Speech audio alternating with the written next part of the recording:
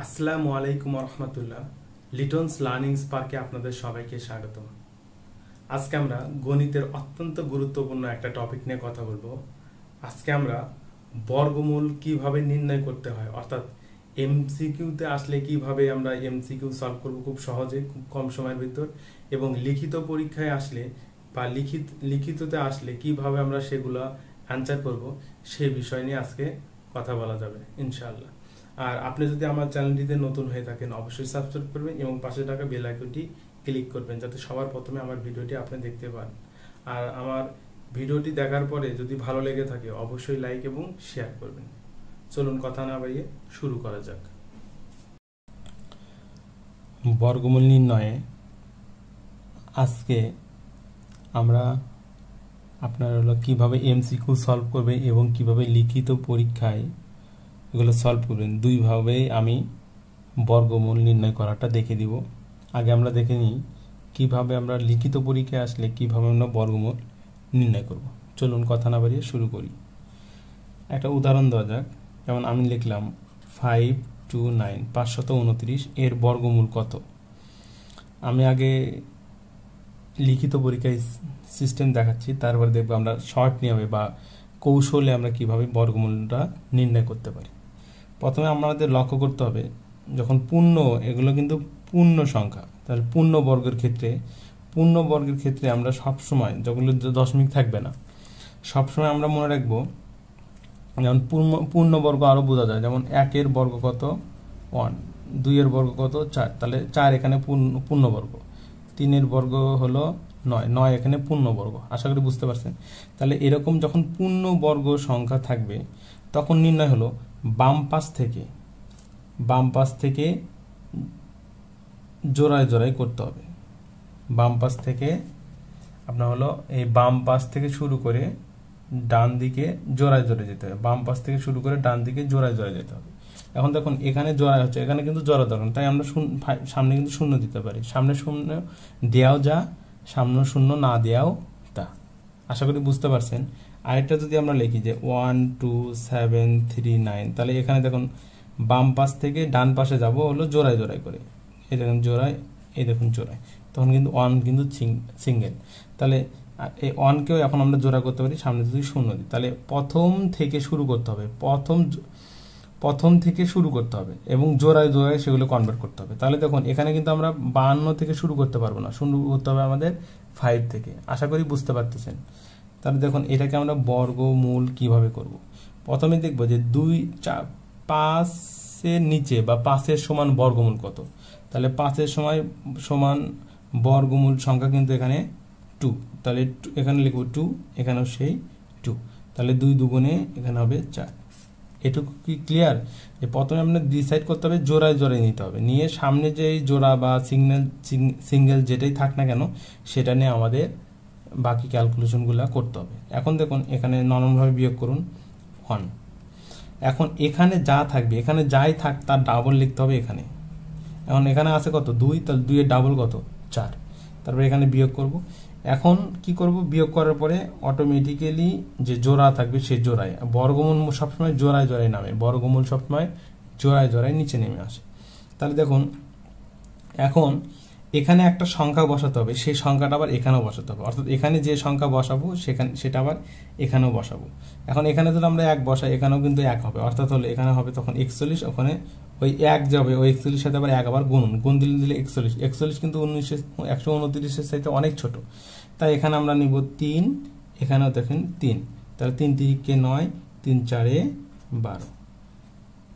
দেখুন তাহলে কি যে 529-এর বর্গমূল সংখ্যা হলো 23। আশা করি যে একটু হলো বুঝতে পারছেন। আবার আরেকটা যদি আমি এরকম দিই, যেমন 1521, এটা দেখুন কিভাবে করবো, জোড়ায় জোড়ায়, তাহলে এটা জোড়া এটাও জোড়া, তাহলে প্রথম জোড়া বা সিগন্যাল সেখান থেকে শুরু করতে হবে। তাহলে 15 নিচে বর্গমূল সংখ্যা কত 4, তো 4 4 16, তাহলে 15 বেশি হয়ে যাচ্ছে, তাহলে অবশ্যই এখানে 3, তাহলে 3 3 9, তাহলে এখান থেকে এটা বিয়োগ করবো, এখানে 6, আর এখানে যা লিখবো তার ডাবল লিখবো এখানে 3 3 ডাবল মানে 3 দুগুণে 6, ডাবল কিন্তু এর, অর্থাৎ এখানে 2 দ্বারা গুণন হবে, 3 দুগুণে 6। এখানে দেখুন তাহলে 6 কে 6 এভাবে, কিন্তু বিষয়টা কিন্তু এইভাবে না, এখানে আগে আপনাকে জোড়ায় জোড়ায় নামাতেই হবে। তাহলে 21, তাহলে এখানে যে সংখ্যা বসাবো এখানেও কিন্তু সেই সংখ্যাই বসাতে হবে। তাহলে আমার এটা হয়তো অনেকটা জানা আছে, তাই আমি সরাসরি আপনারা এখানে প্রথমে 2 3 এইভাবে দিয়ে দিবেন, এখানে 9 আর এখানেও 9, এই 9 দিয়ে এই 69কে গুণন দিলে 6 to 1 হয়। আশা করি বিষয়টা বুঝতে পারছেন বা একটু ক্লিয়ার হয়েছেন।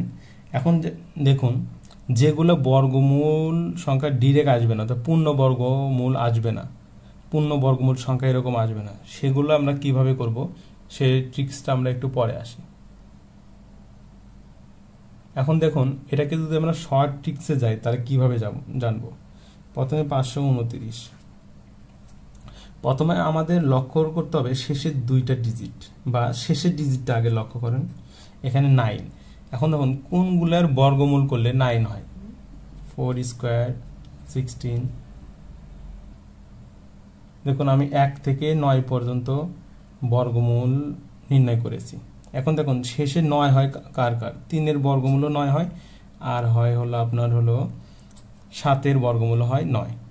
তাহলে দেখুন তাহলে 3-এর বর্গমূল হয় 9। এখন এখানে যা থাকবে যে ডিজিট হবে 3-এর, তার অপোজিট হবে হলো 7, কারণ কি এখানে সবসময় 10 মিলবে, এখানে সবসময় 10 মিলবে। তাহলে আমি যদি এখানে লিখতাম এখানে 7-এরও 49 হয়, তাহলে এখানে অবশ্যই 3 ছিল। আরো একটা উদাহরণ দিই, যদি এরকম লিখতাম 3136, এটার বর্গমূল কত, তাহলে দেখুন প্রথমে আছে 6, তাহলে শেষে 6 আছে কত 4-এর, আর শেষে 6 আছে কত 6-এর। তাহলে দেখুন 4 হলে তাহলে অপোজিট কিন্তু 6, কারণ দুইটা যোগ করলে হবে 10। তাহলে এখানে সবসময় 10, তাহলে একটা হলে আরেকটা কত এটা আপনার মুখস্থ করতে হবে না, এখানে সবসময় এখানে যা থাকবে দুইটা মিলে 10 হতে হবে। তাহলে শেষে 4 এবং 6-এর বর্গমূল করলে তাদের সংখ্যা থাকে 6।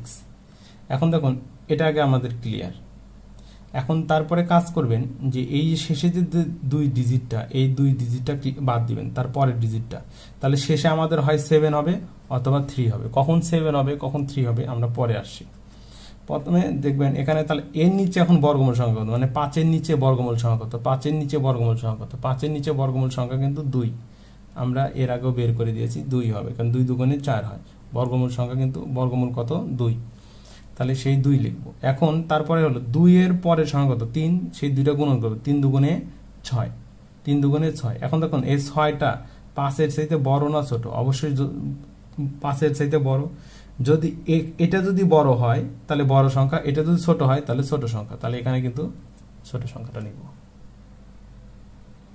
আশা করি বুঝতে পারছেন যে এখানে 5 এখানে যেটা যদি বড় হয় তাহলে বড় সংখ্যা, এখানে এটা যদি ছোট হয় তাহলে ছোট সংখ্যা, তাহলে 6-এর থেকে দেখুন এটা কিন্তু ছোট, তাই এখানে ছোট সংখ্যাটা আমরা নিয়েছি।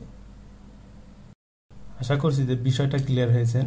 আসলে আরো কিছু উদাহরণ দেওয়া যাক, যেমন এটাই যদি আমরা করি 1521, প্রথম দেখবো 1, দেখেন শেষে 1 কাদের কাদের হয়, কাদের কাদের বর্গমূল, 1-এর 1 হয় আর কি 9-এর 1 হয়। দেখেন এখানে যদি 1 হয় অটোমেটিক 10 মিল করতে এখানে কিন্তু 9, তাহলে হয় 1 হবে অথবা 9 হবে শেষের অ্যান্সার। তাহলে 1 আর 9 কোনটা হবে সেটা আমরা পরে জানি। এখন আমরা বলছি শেষের 2টা ডিজিট সবসময় কেটে দিব, তাহলে থাকবে কি 15, 15-এর নিচে বর্গমূল সংখ্যা কত, অবশ্যই এখানে 4 4 16 হবে না, 4 হবে না, কারণ বেশি হয়ে যাচ্ছে, তাহলে 3 হবে, তাহলে 3। এখন 3-এর পরের সংখ্যা কত, 3-এর পরের সংখ্যা হচ্ছে 4, তো 3 4-এ 12। এখন দেখুন তো 15 বড় না 12 বড়, অবশ্যই 15 বড়, তাহলে আমি বলছি এখানে এটা যদি বড় হয় তাহলে বড় সংখ্যা, এটা যদি ছোট হয় তাহলে ছোট সংখ্যা, তাহলে এটা যেহেতু বড় হয়েছে তাহলে এখানে বড় সংখ্যা, তাই এখানে কিন্তু 39। খুব সহজে আপনি কিন্তু বর্গমূল নির্ণয় করতে পারবেন, এটা যদি আপনার এমসিকিউতে আসে। আগে আমি দেখাইছি লিখিত টাইপে, এখন দেখেন আমরা দেখালাম হলো এমসিকিউ প্যাটার্নে। এখন আসুন যেগুলো পূর্ণ বর্গমূল সংখ্যা হবে না সেগুলো আমরা কিভাবে সলভ করব। যেমন আসুন ধরুন, তাহলে এটা ধরতে পারি আমরা কৌশল নম্বর 1, কৌশল 1। এখন আসুন কৌশল নম্বর 2, কৌশল নম্বর 2 কিভাবে সলভ করব। ধরেন 30 দেয়া আছে 30, তাহলে এটাকে যদি নর্মাল ভাবে আমাদের যদি লিখিত পরীক্ষা আসে তাহলে এটা আমরা কিভাবে করতাম, যেহেতু এখানে প্রথমেই জোড়া, তো প্রথমে জোড়া থাক আর সিঙ্গেল থাক সেভাবে শুরু করতে হবে জোড়ায় জোড়ায় ধরলে, কিন্তু আর তো আর অপশন নেই। তাই এর নিচে বর্গমূল সংখ্যা কত, এর নিচে বর্গমূল সংখ্যা কিন্তু 5, তাহলে 5 5 25, এখানে দেখুন বিয়োগ করলে হচ্ছে 5। এখন দেখুন এর চাইতে কিন্তু ডাবল নিতে হবে, তাহলে 5 দুগুণে 10। এখন দেখুন এরপরে কিন্তু আর কোনো সংখ্যা নেই, এগুলো কিন্তু সংখ্যা ছিল, কিন্তু এটা কিন্তু অপশন নেই, তাই অপশনে একটা আছে দশমিক ধরতে পারি। দশমিকের জন্য আমরা জানি একটা শূন্য, কিন্তু যেহেতু এখানে জোড়ায় জোড়ায় নামবে সবসময়, তাই এখানে লিখবো হলো ডাবল শূন্য। আশা করি যে বুঝতে পারতেছেন। এখন দেখুন এখানে লিখবো এখন কত, এখানে যা লিখবো এখানেও তাই লিখতে হবে। এখানে যদি আমরা 4 দিই, সরাসরি এখানে 4, তাহলে 4 দিয়ে এই 104 কে যদি গুণন দিই, 4 দিয়ে যদি 104 কে গুণন দিই, তাহলে আমাদের হচ্ছে 4 4 16 416, আর ভাগ করি যে 4 8। এখন আবার এর ডাবল নিতে হবে, আমরা যদি আরো মান বাড়াই এর ডাবল নিতে হবে। এখন দেখুন এর ডাবল কি 1.4 না, কিন্তু এখানে ধরতে হবে সরাসরি 54 ডাবল কত 108। আশা করি বুঝতে পারছি। এখানে কিন্তু দশমিক নিয়ে ডাবল করবো না, দশমিক ছাড়া। তাহলে দশমিক ছাড়া দেখা যাচ্ছে কত, এখানে 54, তার 54 কত 108। আর এখানে দশমিকের জন্য কিন্তু আমরা ডাবল শূন্য নিয়ে আসতে পারি, একবার দশমিক লিখলে ডাবল শূন্য। আবার যদি নিতাম তাহলে কিন্তু এখানে শূন্য দিয়ে করতে হতো। যাক, ওই প্যাটার্নটা আশা করি আপনারা জানেন। এখন এখানে এমন একটা মান নিব যাতে এটাতে ভাগ যায়। তাই এখানে যদি আমরা 7 নিই, এখানেও 7 দিয়ে এই 1087 কে দ্বারা গুণন করলে আমরা লিখতে পারবো 7609। এভাবে আবার বিয়োগ করে আবার কিন্তু এরকম ভাবে বাড়ানো যাবে। এখন আসুন, এটা হলো পট নিয়মে দেখালাম যে আপনারা যদি লিখিত পরীক্ষা আসে এভাবে করবেন। এখন শর্ট ট্রিক্স দেখুন বা কৌশল দেখুন। প্রথমে 30-এর বর্গমূল আমরা নির্ণয় করব। এখন প্রথমে হলো এর নিচে বর্গমূল সংখ্যা কত, আমরা জানলাম যে 5, তাহলে আমরা দেখব 5, তাহলে আমাদের কিন্তু অ্যান্সার একটা চলে আসবে 5, এটা সমস্যা নেই। এখন 5-এর আবার কি এর উপরে কত হয় 36, দেখুন তাহলে 5 আর 36-এর 6, তাহলে এর মধ্যে আমাদের অ্যান্সার হবে, মানে 5 আর 6-এর মধ্যে অ্যান্সার। কিন্তু 5-এর চেয়ে বেশি, কারণ 25 তো না, 25-এর বেশি, আবার 36-এর চেয়ে তো কম, কিন্তু 5ই কাছাকাছি হচ্ছে, তাই 5 নিব। আশা করি বুঝতে পারছেন, 5 নিব। এখন 5 যোগ, এখন দেখুন এই 5 5 যদি 25 করি, তাহলে এর চাইতে এর ব্যবধান কত হচ্ছে 5, তাহলে তো 5 লিখবো হলো উপরে। আর এখানে যা লিখলাম, মানে যা বর্গমূল যত হলো তার কিন্তু এখন আমরা ডাবল লিখবো। তাহলে ডাবল করলে কত হয় 10, তাহলে 5কে 10 দ্বারা ভাগ দিলে এখানে আমাদের হচ্ছে 0.5, 5কে 10 দ্বারা ভাগ দিলে হবে 0.5, তাহলে 0.5 হলো 5.5। দেখুন মোটামুটি এটা কিন্তু আমরা 5.5ও বলতে পারি। মোটামুটি একটা কাছাকাছি মান যদি আসে, এবং পরীক্ষায় কাছাকাছি মানগুলোই দিয়ে দিবে, আপনি দেখলেই বুঝতে পারবেন। আসুন আরেকটা লেখা যাক। আমরা যদি 38 করি, 38 এটাকে যদি আমরা নরমাল ভাবে করি, তাহলে কিভাবে করব, এর নিচে বর্গমূল সংখ্যা তো 6, তাহলে 6 6 36, এখানে বিয়োগ করলে হবে 2, এখন দেখুন এই 6 এর ডাবল লিখবো কত 12, আর এখানে দশমিক লিখবো 10, যেটা আর কোনো নাম্বার নেই, দশমিকের জন্য ডাবল শূন্য। এখানে যা বসাবো এখানে কিন্তু সেই মানটাই কিন্তু বসাতে হবে। এখন দেখুন এখানে যদি আমরা 1 বসাই, এখানে কিন্তু 1, 2 বসালে কিন্তু অনেক বেশি হয়ে যাবে, তাই এখানে 1 m, তাহলে হবে 121।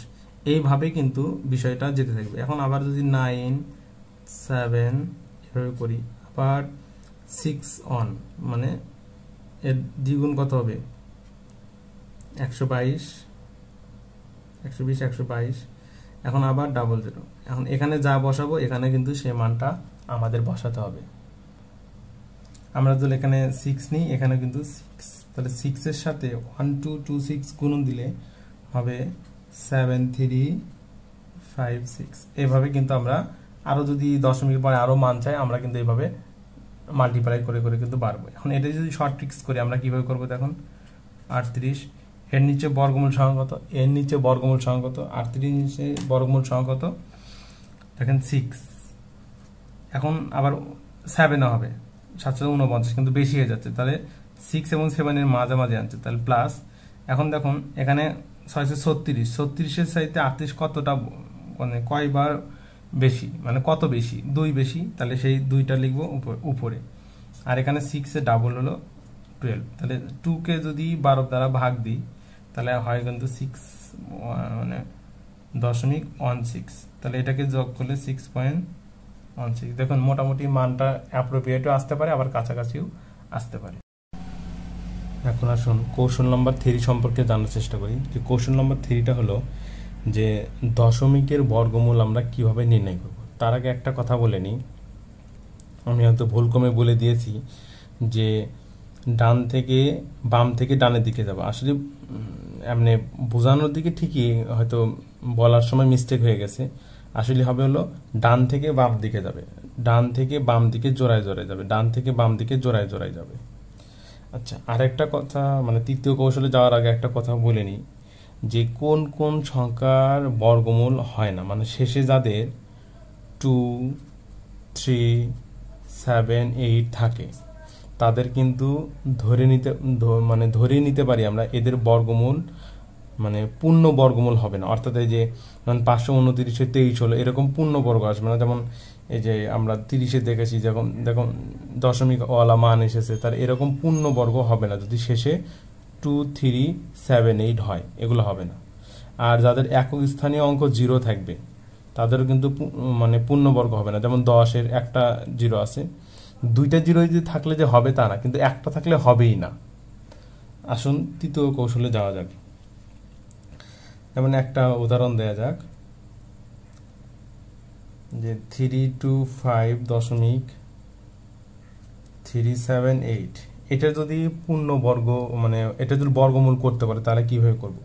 আমরা বলেছিলাম যে দেখুন যদি দশমিক না থাকে তাহলে ডান থেকে বামের দিকে জোড়ায় জোড়া যাওয়ার চেষ্টা করবে। এখন ডান থেকে বামে গেলে কিন্তু এখানে জোড়া হচ্ছে না, তাই এখানে শূন্য দিতে পারি, শূন্য সামনে দেওয়া যায় না দেওয়া যায়। এখানেও সেই কৌশল দেখেন, এখানে কিন্তু সামনে দশমিকের আগের কথাগুলো আমরা ডান থেকে বামের দিকে জোড়ায় জোড়ায় যাব। এখন দশমিকের পরের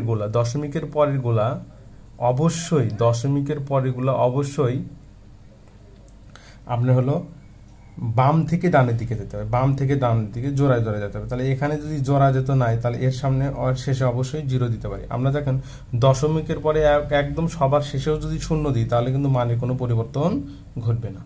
তাহলে দশমিকের আগে আমরা ডান থেকে বামের দিকে জোড়ায় জোড়ায় যাব, আর দশমিকের পরে বাম থেকে ডানের দিকে জোড়ায় জোড়ায় যাব, বাম থেকে ডানের দিকে জোড়ায় জোড়ায় যাব। আশা করি যে এই কথাটা আপনাদের ক্লিয়ার হয়েছে। এখন আসুন কিভাবে এগুলো আমরা সলভ করব। এটি যদি আমরা করি, এটাকে যদি আমরা বর্গমূল করি, যেমন 325.378, প্রথমে আমরা নর্মাল ভাবে যেভাবে করি দশমিকের আগে এই প্রসেসে করব। যেমন এখানে দেখুন জোড়া, তাহলে এখানে কিন্তু সিঙ্গেল, তাহলে এর নিচে বর্গমূল সংখ্যা কিন্তু 1, তাহলে এখানে 1 এখানে 1 অনেককে 1, তাহলে এখানে থাকবে 2, আর এখানে যা থাকবে তার দ্বিগুণ কিন্তু এখানে লিখবো, আর এখানে 25 নিচে চলে আসবে, 25 নিচে চলে আসবে। এখন এখানে এমন একটা মান বসাবো আর এখানেও সেই মানটা বসাবো। আমরা ধরে নিলাম এখানে 18, এখানে যদি 18 বসাই তাহলে 18 64 অর্থাৎ হলো হবে 224, হাত থাকলেও 1। এখন দেখুন এই দশমিক, তাই এখানে দশমিক বসাই দিব। এখন তারপরে দেখুন জোড়ায় জোড়ায় নিয়ে আসবে, দশমিকের পরে কিন্তু শুরু থেকে জোড়ায় জোড়ায় হবে, তাহলে এখানে জোড়ায় কিন্তু আমরা 37 নিয়ে আসবো। এরপরে এখানে যা থাকবে তার ডাবল লিখবে, এখানে 36। এখন দেখুন এখানে মজার বিষয়, এখানে যদি আমি শূন্য দেই, এখানেও যদি শূন্য দিলেও কিন্তু 137-এর চাইতে বড় হয়ে যাচ্ছে 360, তাহলে এখানে যদি শূন্য দিই তাহলে এখানে অবশ্যই আমাদের একটা শূন্য দিতে হবে। এখন আবার দশমিকের জন্য আবার কিন্তু আমরা 80 নিচে নিয়ে আসতে পারি, 80 নিচে নিয়ে আসতে পারি। এখন এখানে এমন একটা সংখ্যা বসাতে হবে যাতে মানটা আমাদের ফিল আপ হয়। ধরুন এখানে যদি আমি 3 বসাই তাহলে এখানেও 3, তাহলে এই 3 দিয়ে কিন্তু 360-কে কিন্তু গুণন দিতে হবে। তাহলে হচ্ছে 3 3 9, 3 0 3 8 318 8 1 3 3 9 রেখে 10। এখন দেখুন এর চাইতে ধরেন আর বেশি যাবে না, তখন কিন্তু এই পর্যন্ত। এখন দশমিকের পরে আমরা এরপরে আবার এটাকে আবার ডাবল করে আবার এইভাবে কিন্তু আমরা কৌশলগুলো অবলম্বন করতে পারি। আশা করি যে আপনারা একটু হলেও যে দশমিকের অঙ্ক মানে বর্গমূলগুলো কিভাবে করবেন একটু হলেও পারবেন। এখন আসুন আমরা এটা নিই 0.25, তাহলে এখন দেখুন এখানে দশমিকের আগে একটা আছে, তাই এটা তার আগে 0, আর এখানে কিন্তু জোড়ায় জোড়ায় নিতে হবে। তাহলে এখানে কি দশমিকের আগে বর্গমূল 1, তাহলে অনেককে 1, এখন এখানে যা থাকবে তার দ্বিগুণ লিখবো, আর এখানে দশমিক, এই দশমিকটা এখানে দিব, আর এখানে 25টা নিচে আসবে। এখন দেখুন এখানে যা বসাবো তার দ্বিগুণ, আর এখানেও যা বসাবো এখানেও তাই বসাতে হবে। তাহলে এখানে দেখুন একবারই যাবে, তাহলে 21কে দিলে 1। তাহলে এইভাবে কিন্তু কাউন্টগুলো হবে। এখন আবার যদি 4 করি, এখানে 21 2 11 আছে, 11 কিন্তু আমরা 1.1 কিন্তু দ্বিগুণ করবো না, এখানে ধরে নেব দশমিকটা নেই। তাহলে 11 দ্বিগুণ কত হয়? অবশ্যই 22। তাহলে 22, আর দশমিকের জন্য এখন আমরা জোড়ায় জোড়ায় শূন্য নিয়ে আসতে পারি। তাহলে এখানে যা বসাবো এখানে তাই, এখানে তখন এখন 1, এখানেও 1, তাই এখানে হবে 221। আশা করি এইভাবে আমরা দশমিকের অঙ্কগুলো করতে পারি। কিন্তু যদি এরকম থাকে 0.37 এর বর্গমূল 36, এটা সহজভাবে করা যায় কি, এই দশমিক দিবেন আর তারপরে যা বর্গমূল হবে সেটা দিবেন। মানে 36-এর বর্গমূল সংখ্যা বর্গমূল কত, যে 6 6 6 36 এটা। এখন যদি এরকম আছে শর্ট ট্রিক্স দেখুন একটু, যে 0.00 ধরুন 4 আছে, এর বর্গমূল কত? মনে রাখবেন দশমিকের পরে জোড়ায় জোড়ায় যদি শূন্য থাকে দশমিকের আগে নিব, আর জোড়া শূন্যর জন্য একটা শূন্য, আর তারপরে বর্গমূল সংখ্যা 2। এইভাবে এখন যদি এটা দিয়ে দিতাম 0.0002, তখন এই জোড়ার জন্য কিন্তু আমরা দশমিক আর জোড়ার জন্য একটা শূন্য, এরপরে এর নিচে বর্গমূল সংখ্যা কিন্তু 1, তাই 1 নিয়ে কিন্তু এখানে আমরা কাজ করতাম। তাহলে এইভাবেই আমাদের বর্গমূলের নির্ণয় করতে হয়। আশা করি যে প্রথম, দ্বিতীয় এবং তৃতীয় নম্বর কৌশল সম্পর্কে আপনাদের পূর্ণাঙ্গ একটা ধারণা হয়েছে। ধন্যবাদ। আসসালামু আলাইকুম ওয়া রাহমাতুল্লাহ।